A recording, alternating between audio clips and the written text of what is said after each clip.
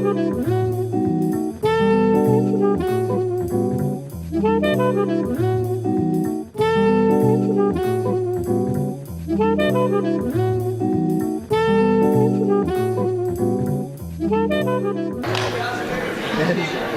some of you, it's the afternoon. For me, it's still the morning. Hi, guys.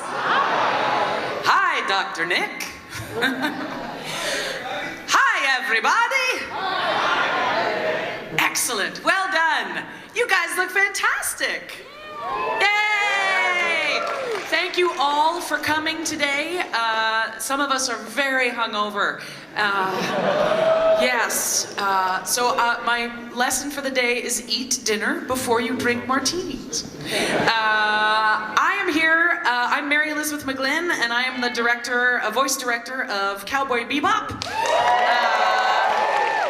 Thank you all for coming. I also played Julia because I became obsessed with Spike. We are here today. Let me introduce this unbelievable cast. So, without further ado, in the role of Edward, the beautiful and alluring Melissa Fawn.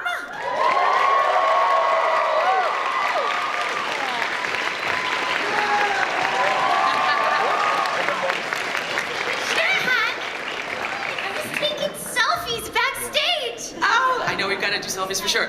The illustrious and gorgeous and amazing and fantastic as Faye, Wendy Lee.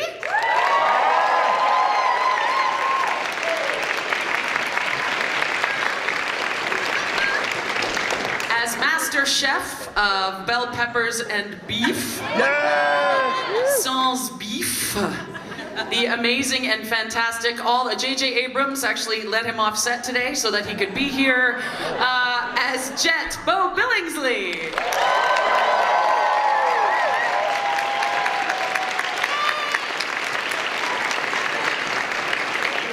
And everybody's favorite space cowboy.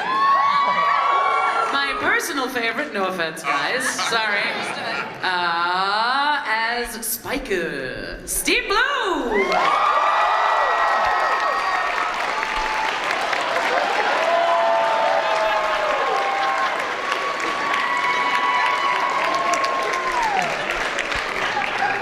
Right, I'm Space Cowboy! Now you know what a Space Cowboy rides. Wait a minute. Get in there, Bob! We're gonna spend the whole panel just taking pictures of each other. Oh, this is awkward.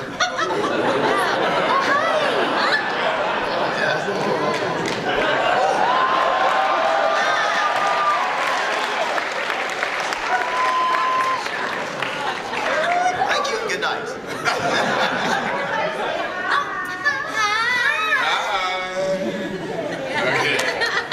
Don't get together, Rob. All right. Yeah, and it's Halloween! Woo! It is? Everybody in a costume, stand up. Stand up.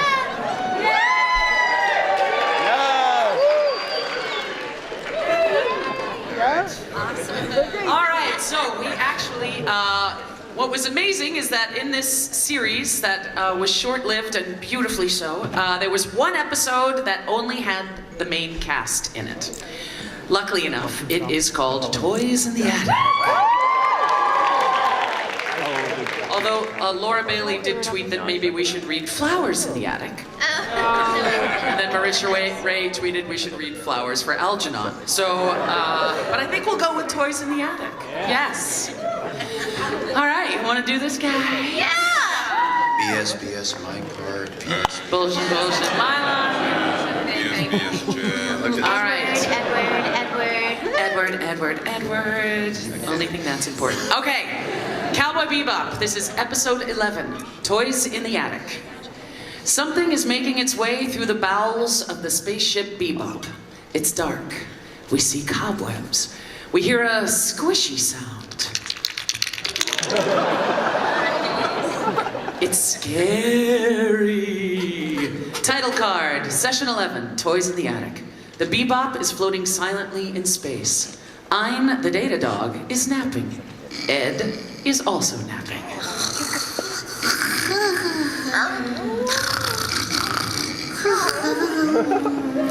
Space travel log 0968. Empty time. Sounds good to call bounty hunting freelance work, but all that really means is that we're self-employed. So when there's no one to hunt, we have nothing. Nothing to do, nothing to live on. Well, that's all part of the life we've chosen. Our destiny, if you like. But when you're out of money, you start thinking about quick cash.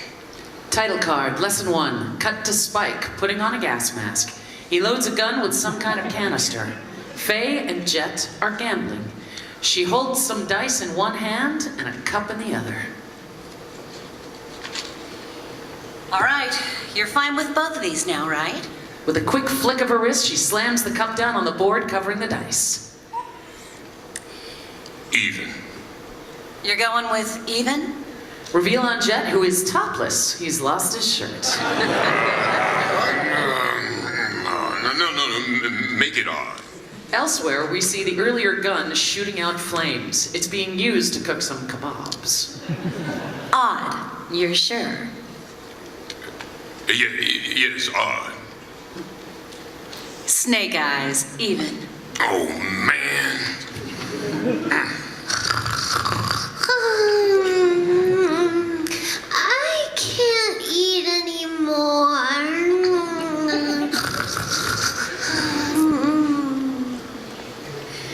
I'd actually prefer payment in cash. I'm not a pawn shop, you know. Well, Jet? Jet is wearing nothing but boxers. He stands up.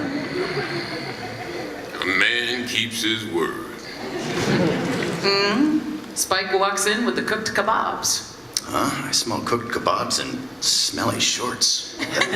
Jet's boxers float past Spike's face. And that's why I told you not to play against her. That's biting the kebab, not the shorts. That was last night. Yes, it was. That same something is still running through some part of the ship. More cobwebs, more scary sounds. A rat notices this something and runs off terrified. Ein hears something through the vent. He whines. Humans were meant to work and sweat to earn a living, after all. Those that try to get rich quick or live at the expense of others all get divine retribution somewhere along the way. That's the lesson. Unfortunately, we quickly forget the lessons we've learned. And then we have to learn them all over again. Jet is in the stockroom of the ship. He finds a blanket and wraps himself in it. Oh, damn it. I don't remember that. A refrigerator way back here? Back to the point of view of the scary something running through the ship. It seems to have made its way to the upper levels, and there are no more cobwebs, but it's still scary. Boom. Survival of the fittest is the law of nature. We deceive or are deceived. Thus we flourish or perish. Nothing good ever happened to me when I trusted others. That is the lesson. Title card, lesson 2. So, how much did you swindle? A word like that could damage my reputation. He just had a run of bad luck. Ah, right. He just didn't know about that anklet. That's part of the skill of the game. You could at least give him his clothes back, Faye. I'll rent him to him. Greedy, aren't we? Well, I prefer to think of it as enterprising. An alarm goes off. Huh? Spike and Faye start running. They are followed by Ein. They find Jet, who's rubbing the back of his neck. Hey, what happened? Something bit me. What do you mean by something? Ein starts growling menacingly at something. It puts the crew of the Bebop on edge. Turns out it's just a rat. Oh, It wasn't a rat, okay? Look at this. There's a weird mark on my neck. Ugh. well, that was a waste of time. Sheesh. Spike, it happened near that old refrigerator. Refrigerator? Yeah, got any ideas? Maybe.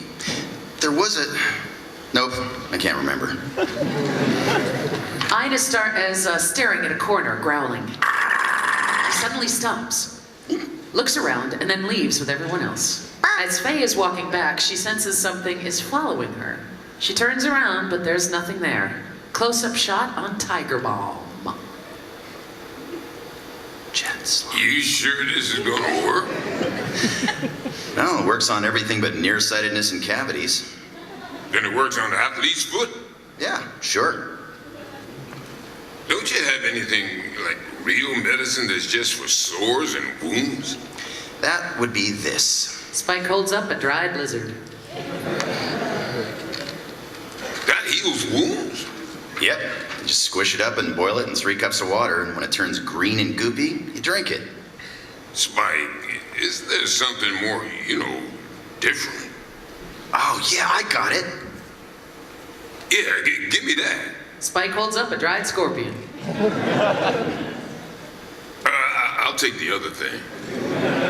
Ein's in a corridor going crazy, barking and running in circles.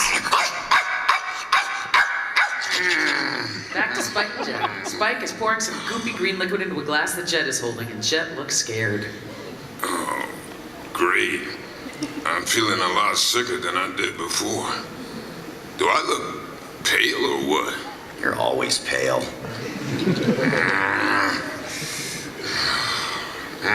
Faye enters. What is that awful smell? Herbal medicine. Herbal medicine? That swill. Smells like day-old roadkill soured and soaked in soured milk and maggot juice. More like rotten soybeans and turpentine. Yeah, you're right. That's enough. I gotta drink this stuff. He gets up the courage and then downs the drink with big gulps.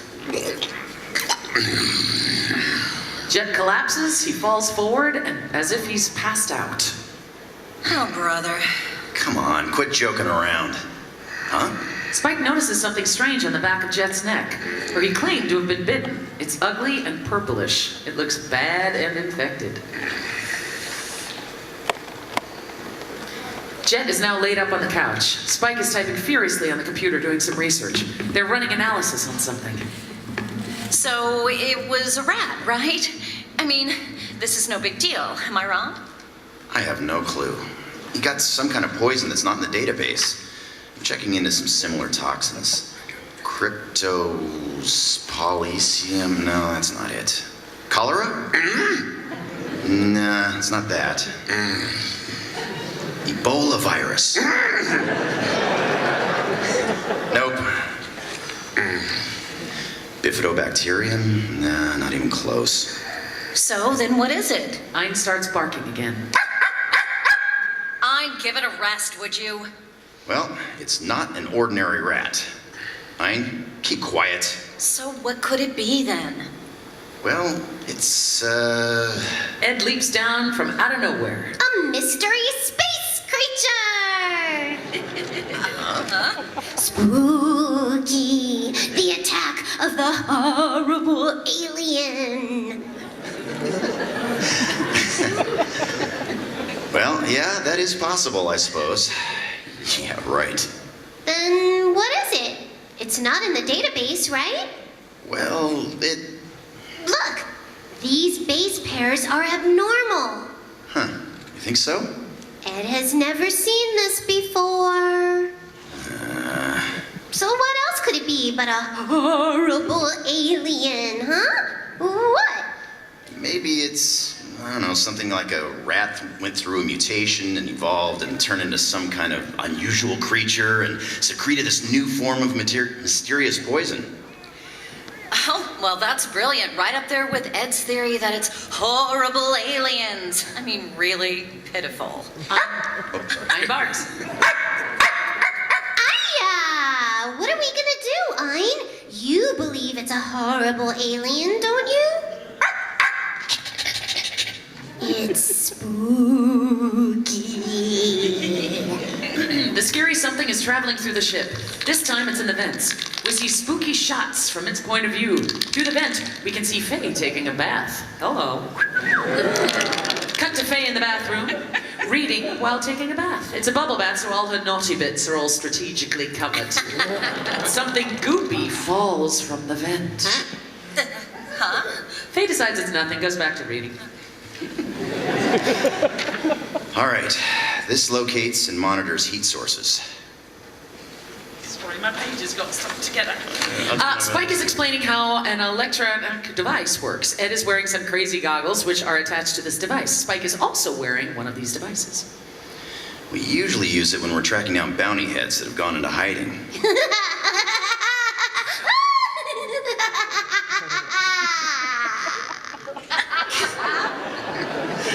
Can you see me? We see Spike in thermal view. We also see Ein, who's standing next to him. Whoa, yeah!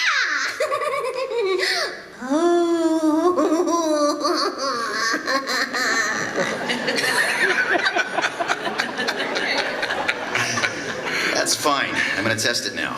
Don't move till I tell you. Spike looks up to see a thermal view of Ed running off chasing Ein. They disappear. Ein, where are you going? Hey, wait! Hey! Huh? Via Spike's thermal view, we see a blobby thing with a heat source moving around the room. Well, this is weird. Did it break? Faye runs in wearing a bathrobe, panting. What's the matter? Did you find something? Okay, the theory you had about a mutant creature or something, remember? Yeah? Okay, what happens if you're bitten by that? Well, I can't say for sure until I catch one and examine it, but I can guess. Death. No, please. Why did it have to be this way? I still have a lot to live for. I haven't committed any crimes. At least no really bad ones yet. I'm still young and full of life. Full of what? Life. It's just so unfair. Poor me. Get over it! No, that's not what it says.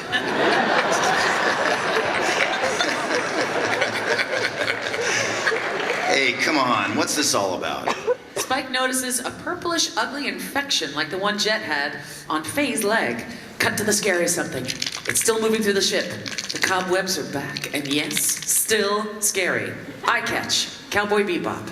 Ed is walking through the ship with Ein.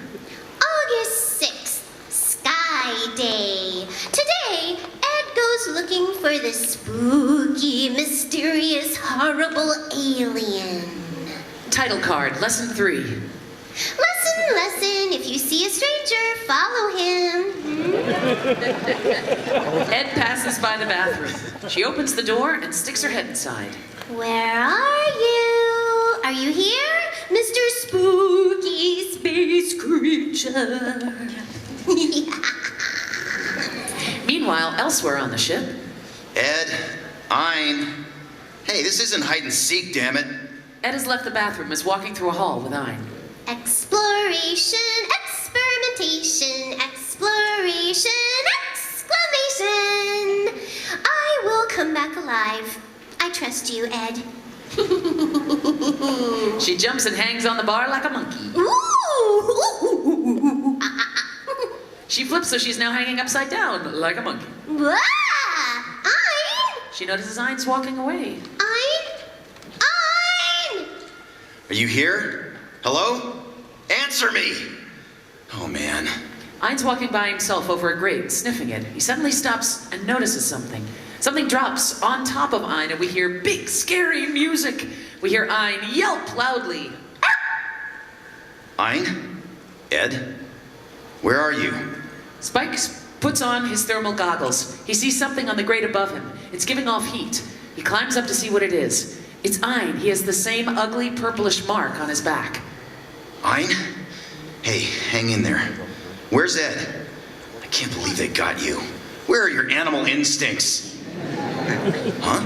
Spike puts on the thermal goggles. He sees something blobby down the corridor that's giving off heat moving toward him. He picks up Ein and starts backing up slowly. Then he breaks out into a full run. Cut to now. Jet, Faye, and Ein are all laid up ill. Spike stands over them. No choice. Gotta go in. Spike shoves a clip in his gun, loads the blowtorch, puts some explosives on a utility belt. He's gearing up to do some major fighting. He grabs his thermal tracking device and a fencing foil. There's a piece of meat skewered on the foil. He takes a bite. Currently in cruise mode on Route 66. Approximate cruise time remaining, 82 hours. Spike is programming something into the computer. Preparing to enter full autopilot. After passing the gate, the ship is pre-programmed to land on Mars. The route cannot be changed once this is confirmed. Ed, you in here? Hey!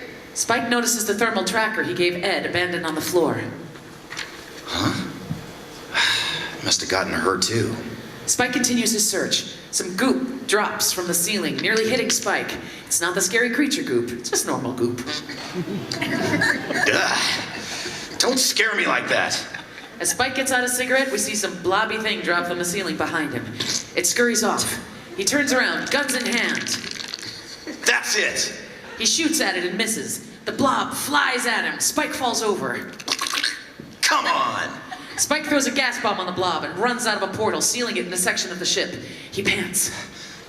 He searches for a lighter to relight his cigarette, but he can't find it, so he ends up using a blowtorch.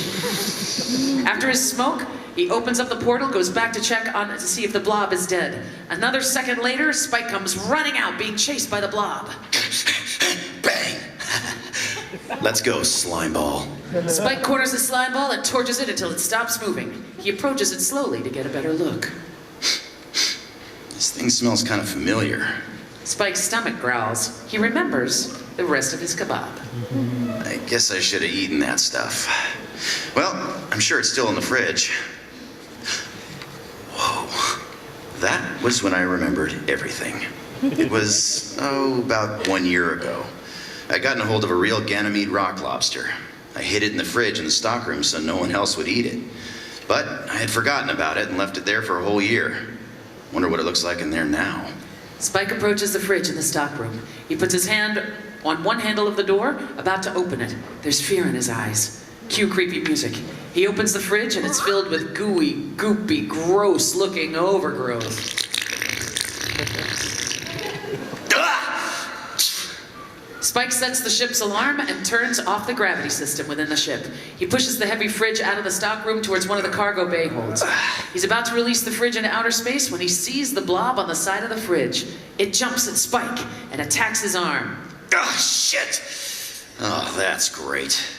Since Spike hasn't opened the hatch yet, the fridge bounces against it and the fridge door knocks open. It rebounds off the hatch and starts heading towards him. Spike releases the hatch and the fridge gets sucked outside. He holds onto the railing, trying not to get sucked out as well. He reaches out for the controls to close the hatch again. Flicks the switch, the hatch starts to close slowly. Spike continues to hold on, waiting for it to completely seal, but the purplish mark on his hand makes him weak. He loses his grip and falls toward the hatch, which is still slightly open, but it closes just in the nick of time. An unconscious Spike floats through the cargo bay. So, that's the story. And what was the real lesson? Don't leave things in the fridge. Elsewhere on the ship, Ed wakes up from a nap. We see blurry, groggy vision from her point of view. Something is approaching her. It's the blob. More pudding! Ed picks up the blob and eats it.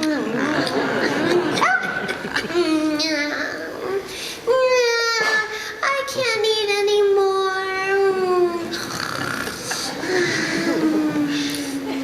We see various shots of Faye, Jet, Spike, and Ein floating in zero gravity as we hear Tchaikovsky's Waltz of the Flowers play in the background. The fridge also twirls and dances through outer space, spewing its contents out in beautiful ribbons. The end.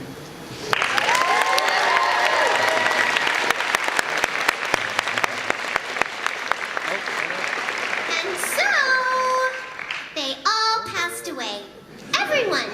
It was a short series, but thanks for your support. That was the last episode. May they all rest in peace. Amen. And for the next series, we bring you Cowgirl Ed. Ed is the main character. Hey, wait a minute. What kind of selfish thing is that? Next episode, Jupiter Jazz Part 1. There really is a next episode. The end! See ya.